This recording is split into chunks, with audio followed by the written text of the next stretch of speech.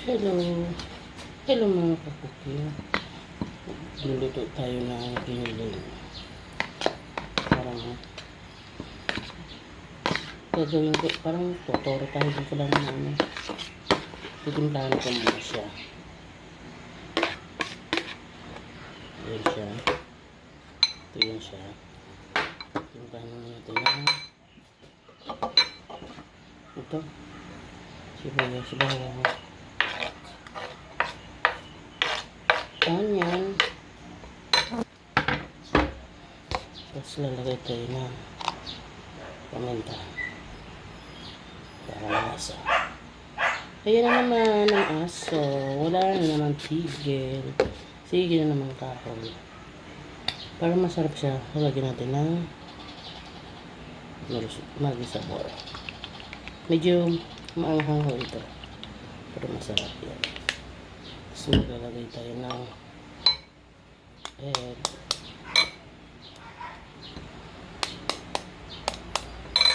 Tapos maglalagay tayo ng konting harina.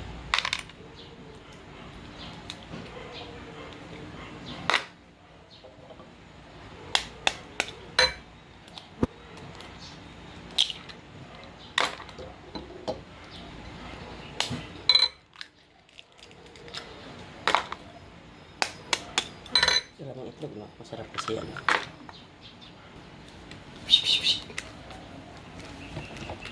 Hey!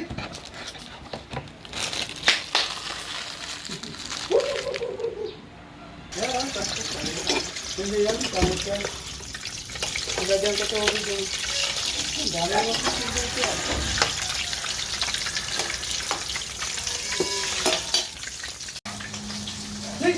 Ito na. Ayan na yung niluluto ko kanina. Ayan na mga friend. Hindi ko nilahat kasi ako yung anak ko lang. Ito lang. Ito sa akin. No? Okra, nilagang, itlog at saka sausawan. Ayan. Solve na yung mga ganyan. Mga simpleng ulam. Yung anak ko lang naman ang laging ano. Ayan. Kain tayo mga cooking. Thank you sa panonood. Kain po.